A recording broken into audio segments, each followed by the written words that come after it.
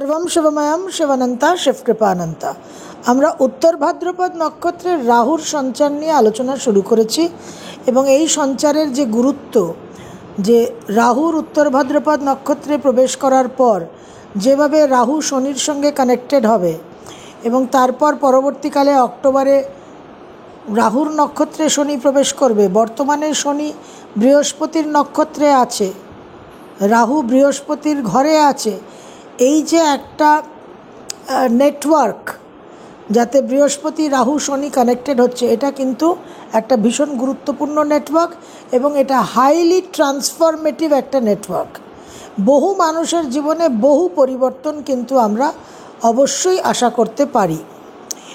উত্তর ভাদ্রপদ নক্ষত্রের যে দেবতা অহির্বুধ্য, এই অহির্বুধ্য কিন্তু বিশেষভাবে গুরুত্বপূর্ণ একটা এনার্জি। এই অহির্বুধ্য যে divine serpent of the seas, of the deep seas, সেটা কিন্তু আসলে শেষনাগ বা অনন্তনাগ, যাকে শ্রীকৃষ্ণ ভগবদ্গীতায় বলছেন যে নাগেদের মধ্যে আমি হলাম অনন্তনাগ বা শেষনাগ। এই অনন্তনাগ বা শেষনাগ এমন একটা এন্টিটি যার সঙ্গে কিন্তু আমাদের পৃথিবীর, ভারতবর্ষের একটা ডিরেক্ট কানেকশন আছে। এটা একটা ইউনিক ফিচার, যেটাকে আমরা বলি নাগবংশ। যেরকম আমরা সূর্যবংশী বলি, চন্দ্রবংশী বলি, সেরকম নাগবংশী। এই নাগবংশ কিন্তু আমাদের ভারতবর্ষে বিশেষভাবে ব্যাপক ক্ষেত্রে প্রভাব বিস্তার করেছে।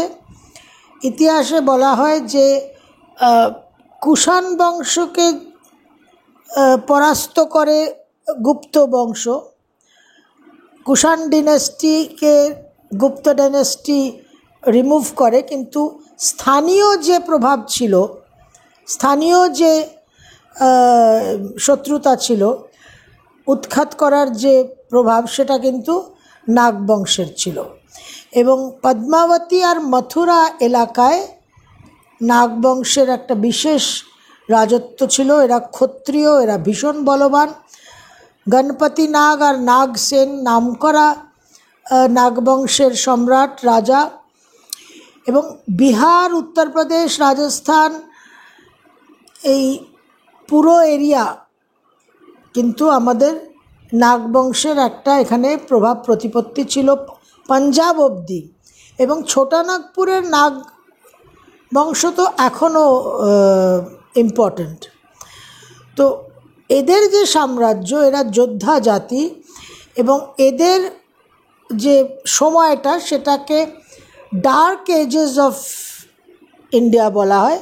সেটা তো একটা পাশ্চাত্য ভুল চিন্তাভাবনা, এবং মিথোলজি বলে, মিথ বলে, মিথ্যা বলে সেটাকে প্রতিষ্ঠিত করার একটা প্রয়াস সব ক্ষেত্রেই আছে। এবং একটা সিভিলাইজেশনাল রিলেশনশিপ, যে গন্ধর্ব, কিন্নর, যক্ষ, নাগ, এরা সব এক একটা ফর্ম, এক একটা প্রজাতি, এরা অতীতে ছিল। এবং যে পতঞ্জলি যোগসূত্র আমরা জানি যে এত জনপ্রিয়, এত বিখ্যাত, সেই মহর্ষি পতঞ্জলি কিন্তু নাগবংশেরই সদস্য ছিলেন। তো এগুলো ডিফারেন্ট স্পিসিস, এবং তাদের উৎস হচ্ছে কাশ্যপ ঋষি থেকে।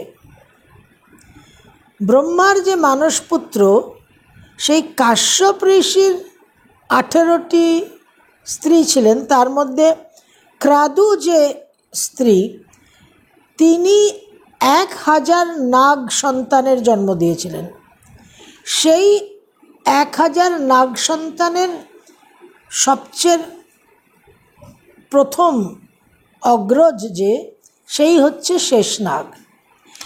এই কাশ্যপ ঋষির আরেক স্ত্রী, যার নাম রাধা, তার সন্তান যক্ষ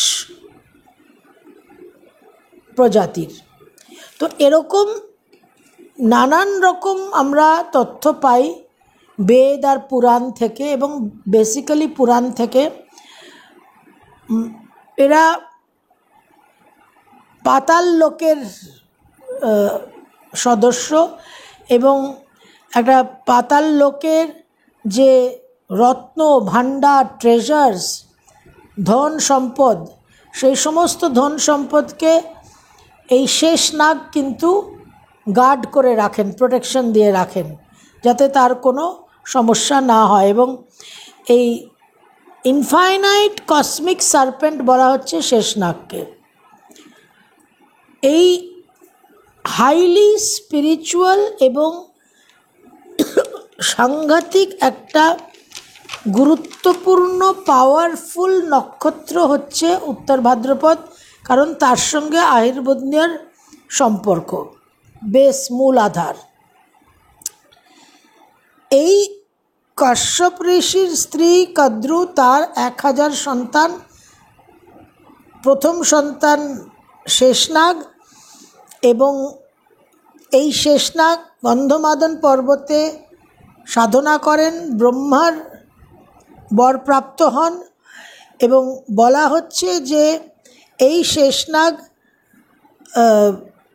ত্রেতা যুগে অবতার নিয়েছিলেন লক্ষ্মণ হয়ে, লক্ষণ হয়ে অবতার নিয়েছিলেন, এবং দ্বাপর যুগে বলরাম হয়েছিলেন। এই আহিরবদ্ন এনার্জিটা ভীষণ ভীষণ সাটল অ্যান্ড ইম্পর্ট্যান্ট।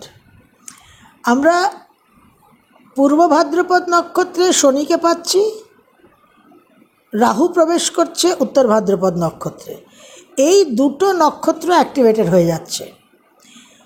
রামায়ণে বাল্মীকি বলেছেন যে এই যে দুটো নক্ষত্র, উত্তর ভাদ্রপদ আর পূর্ব ভাদ্রপদ, উনি বলছেন যে পূর্ব ভাদ্রপদ নক্ষত্র হচ্ছে অ্যালফা অ্যান্ড বিটা পেগাসি, এই দুটো অ্যাস্ট্রিজম, আর উত্তর ভাদ্রপদ নক্ষত্র হচ্ছে পেগাসি আর অ্যান্ড্রোমিডা।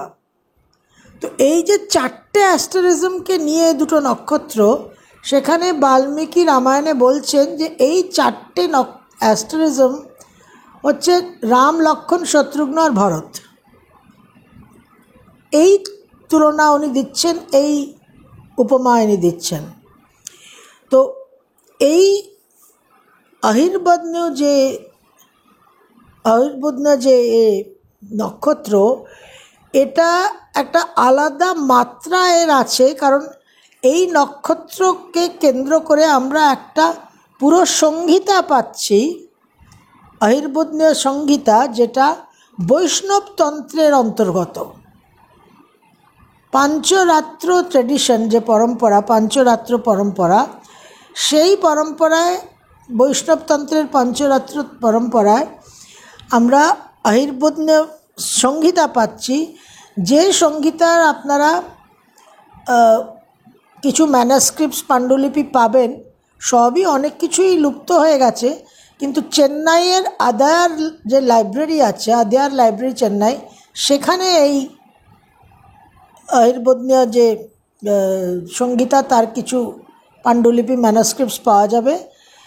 এই আহিরবদ্ন যে সংহিতা, তাতে শ্রী সুদর্শন সহস্রনাম স্তোত্র ভীষণ গুরুত্বপূর্ণ, পাওয়ারফুল। এবং এই শ্রী সুদর্শন সহস্রনাম কিন্তু আমাদের রাহুর উত্তর ভাদ্রপদ নক্ষত্রে প্রবেশের পর এই স্তোত্র পাঠটা আমাদের একটা বিশেষ প্রতিকারের জায়গা নেবে। একাদশ রুদ্র হিসেবে যেহেতু আহিরবদ্ন পরিচিত, সুতরাং একাদশ রুদ্রের যে মন্ত্র, ওং রাম রিম হম সমস্ত গ্রহ দোষ বিনাশায় ওং, এই মন্ত্রও কিন্তু আমরা ব্যবহার করতে পারি। ওং রাম রিম হম সমস্ত গ্রহ দোষ বিনাশায় ওং। কিন্তু তার চেয়েও বেশি বলবান এই আহিরবদ্ন যে সংহিতা, বৈষ্ণবতন্ত্রের অন্তর্গত পাঞ্চরাত্র ট্র্যাডিশনে, সেখানে যে আমরা শ্রী সুদর্শন সহস্রনাম স্তোত্র পাচ্ছি, এই সংহিতা শুরু হচ্ছে ভরদ্বাজ মুনি আর দুর্বাসা মুনির সংবাদ দিয়ে। এবং আমাদের শাস্ত্রে আমরা প্রচুর এই যে নাগবংশের যে সদস্য, বিশেষ করে শেষনাগ, বাসুকি, তক্ষক, কালিয়া, এরা সব ফেমাস। বাসুকির সঙ্গে তো আমরা জানি সমুদ্র মন্থন সংযুক্ত। তো কোর এনার্জি, ফান্ডামেন্টাল এনার্জি, যে এনার্জি, যে চেতনা পুরো সৃষ্টিকে ধারণ করে আছে, কারণ বিষ্ণু শায়িত আছেন অনন্তনাগ শেষনাগের উপর। কেন উপনিষদে একটা শ্লোক আছে খুব গুরুত্বপূর্ণ, কেন ঈশিতম পততি প্রেষিতম মনঃ, কেন প্রাণ প্রথম প্রয়তি মুক্তঃ, কেন ঈশিতম वाचम ইমম वदन्ति चक्षुस्तोत्रम कौ देवो उनक्ति। केन ईशितं पतति प्रेषितं मनः, केन प्राण प्रथम प्रयति मुक्तः, केन ईशितं वाचम इमं वदन्ति चक्षुस्तोत्रम कौ देवो उनक्ति।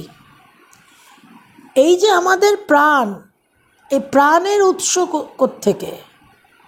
এই যে আমাদের অস্তিত্ব, অস্তিত্বের উৎস কোথা থেকে? এই যে আমরা কথা বলছি, এই যে বাক শক্তি, এই বাক শক্তির উৎপত্তি কোথা থেকে? কে এই কথাটা বলছে? এই যে আমরা চোখ দিয়ে দেখছি, এই চোখ কার শক্তিতে আমরা দৃষ্টিশক্তি প্রাপ্ত হচ্ছি? এই যে আমরা কানে শুনছি, কার শক্তিতে এই শ্রবণ শক্তি আমরা পাচ্ছি? এই বাক শক্তি, এই দৃষ্টিশক্তি, এই শ্রবণ শক্তির উৎস কোন শক্তি? দ্য প্রাইমোডিয়াল এনার্জিকে খোঁজ করা হচ্ছে। তো যে চেতনা, যে আধার, দ্য কনসিয়াসনেস সাপোর্টিং ক্রিয়েশন, এবং যে কনসিয়াসনেসের, যে চেতনার সৃষ্টির কারণ, এবং যে চেতনায় সমস্ত কিছু বিলুপ্ত হবে, লয় হবে, সৃষ্টি এবং লয়ের আধার যে চেতনা, সেই চেতনাকেই অনন্তনাগ শেষনাগ বলা হচ্ছে, আহির্বুদ্ন্যা। তো এটা ভীষণ পাওয়ারফুল, এটা depth and permanence, tremendous energy. এই ডেপথ অ্যান্ড পারমানেন্সের এনার্জিতে রাহু যখন প্রবেশ করবে, তখন যাদের জন্মছকে পজিটিভ, ইতিবাচক পরিস্থিতি চলছে, তারা কিন্তু রাহুর মারাত্মক একটা ট্রান্সফরমেটিভ এনার্জি পাবে, জীবনে শুভ পরিবর্তন পাবেন।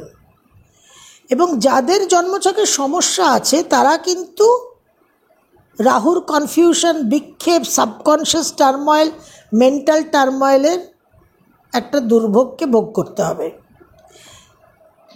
মীন রাশিতে সাড়ে চলছে, যাদের চন্দ্র উত্তর ভাদ্রপদ নক্ষত্রে আছে, যাদের রবি উত্তর ভাদ্রপদ নক্ষত্রে আছে, যাদের লগ্ন উত্তর ভাদ্রপদ নক্ষত্রে, যাদের শনি উত্তর ভাদ্রপদ নক্ষত্রে, তারা বিশেষভাবে কিন্তু প্রভাবিত হবেন। এবং ওভারঅল যেটা বললাম, যে রাহু বৃহস্পতি শনি কানেক্টেড হয়ে যাচ্ছে, সুতরাং কর্কট, বৃশ্চিক, মকর, কুম্ভ এবং মীন বিশেষভাবে কিন্তু অনুভব করবেন এই রাহুর প্রভাবটা। 12,000 রাহু, এবং পুরো কুম্ভ আর মীনের যে সেতুবন্ধন, যেটা পূর্ব ভাদ্রপদ নক্ষত্র করছে, সেই নক্ষত্র অ্যাক্টিভ, আবার নেক্সট উত্তর ভাদ্রপদ নক্ষত্র অ্যাক্টিভ। তো এই যে এক জোড়া নক্ষত্র, যে নক্ষত্র আমাদের বেসিক্যালি ফিজিক্যাল মেটেরিয়ালিস্টিক লাইফ থেকে স্পিরিচুয়াল লাইফে একটা যাত্রা করায়, তো সেখানে এই ট্রান্সফরমেশনটা, এবং এই উত্তর ভাদ্রপদ নক্ষত্রের এই আহির্বুদ্ন্যা নক্ষত্র যেহেতু ডিপ সি সার্পেন্ট এবং পাতাল লোকের সমস্ত রত্ন, সমস্ত ভাণ্ডার, সমস্ত ধন সম্পত্তির রক্ষক, সুতরাং প্রচুর ম্যাটেরিয়াল গেইনস, বহু মানুষের কিন্তু বহু ফাইন্যান্সিয়াল গেইনস হবে, কিন্তু তার সঙ্গে সাইকোলজিক্যাল টার্ময়েল, যার যেরকম জন্মছকে কনফিগারেশন আছে তিনি কিন্তু সেই রকমই রেজাল্ট পাবেন, তবে রেজাল্ট কিন্তু নিশ্চিত। তো এই রাহুর যে প্রভাব তার জন্য আমরা যেটা উল্লেখ করলাম, ওং রাম রিম হুং হাম সমস্ত গ্রহ দোষ বিনাশায় ওং, ওং রাম রিম হাম সমস্ত গ্রহ দোষ বিনাশায় ওং, এটা আমাদের একাদশ রুদ্রের একটা মন্ত্র। আর ওদিকে আমাদের আহির্বুদ্ধ সংহিতার যে শ্রী সুদর্শন সহস্রনাম স্তোত্র আছে সেটাও কিন্তু আমাদের ডেলি পাঠের একটা প্রয়োজন হবে, ডিপেন্ডিং অন আপনার কীরকম প্রভাব হচ্ছে। ওষুধটা প্রয়োগটা কিন্তু ব্যাধির মাত্রার উপরেই নির্ভরশীল। আর কাল ভৈরবটাকে আমরা কন্টিনিউ করব, কারণ রাহুর জন্য, রাহুর মৌলিক একটা ব্রড স্পেকট্রাম কন্ট্রোল ডেটি হচ্ছে কাল ভৈরব, দুর্গা নামেও তাই। তো ওভারঅল মনে রাখতে হবে এটা ভীষণ পাওয়ারফুল। এটা মেটেরিয়ালিস্টিক্যালিও যতটা পাওয়ারফুল, স্পিরিচুয়ালি আপনারা যারা নিষ্ঠার সঙ্গে মন্ত্র সাধনা করছেন, যারা একটা দীর্ঘদিন ধরে নিয়মিতভাবে মন্ত্র সাধনা করছেন, আপনাদের কিন্তু প্রচুর কর্মখণ্ডন হবে। এটাও কিন্তু ইজ দ্য প্লাস সাইড। এবং টেকনোলজিতে যারা আছেন, আইটিতে যারা আছেন, এআই, রোবোটিক্স, এমবেডেড সিস্টেমস, এই সমস্ত ডেটা সায়েন্স, এমার্জিং টেকনোলজিতে যারা আছেন, আপনারাও কিন্তু বিশেষভাবে উপকৃত হবেন এই রাহুর ট্রানজিটে। আমরা আরও কিছু আলোচনা করব আগামী ভিডিওতে, এবং মেষ থেকে মীন রাশি লগ্নের কি কি প্রভাব হতে পারে, কিভাবে আপনারা রেজাল্ট পেতে পারেন, সেই নিয়েও আমরা আগামী ভিডিওতে অবশ্যই আলোচনা করব। এবং একটা আপনাদের সঙ্গে সুখবর শেয়ার করতে চাই যে পরিকল্পনা আছে অগাস্ট মাসে একটা বিশেষ অনুষ্ঠান হতে চলেছে একজন বিশেষ ব্যক্তিত্বর উদ্যমে, উৎসাহে। সেটা আমরা গোলপার্কের রামকৃষ্ণ মিশন ইনস্টিটিউট অফ কালচারের শিবানন্দ হলে প্রোগ্রামটা করার একটা প্রয়াস আছে, একটা চিন্তাভাবনা আছে। কিছুদিনের মধ্যেই আপনাদের ফাইনাল বলে দেব। বেদ, বেদান্ত, বেদাঙ্গ, এই নিয়ে একটা আলোচনা হবে। আপনারা সকলেই নিমন্ত্রিত থাকবেন। একটা খুব সামান্য প্রবেশ মূল্য লাগবে, যেটা খুবই সামান্য আমি বলবো।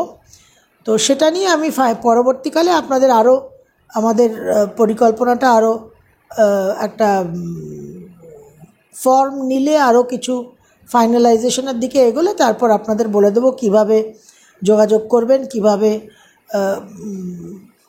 এন্ট্রিটা রেজিস্ট্রেশন করবেন, সেগুলো পরবর্তীকালে আপনাদের জানাবো। কিন্তু এটা একটা অত্যন্ত গুরুত্বপূর্ণ অনুষ্ঠান হতে চলেছে। একটা শনিবার দেখে হবে, দুপুর বিকেল দিকে দেখে হবে, এই বিকেল 4টে, 4:30 থেকে শুরু হবে। আর মোটামুটি 2-2.5 ঘন্টার একটা অনুষ্ঠান হবে। কিছু এই বেদ, বেদাঙ্গ, বেদান্ত নিয়ে প্রশ্ন উত্তর আলোচনা, এই নিয়ে একটা অনুষ্ঠান হবে। কিছু বেদ উপনিষদের শ্লোক পাঠ হবে এবং কিছু বিশেষ ব্যক্তিত্বরা সেখানে উপস্থিত থাকবেন। তো আগামী ভিডিওতে আমরা রেজাল্ট, প্রভাব এবং মেষ থেকে মীন রাশির কী কী করণীয়, কী কী অ্যাভয়েড করা, সেই নিয়ে আমরা বিশেষ আলোচনা করব।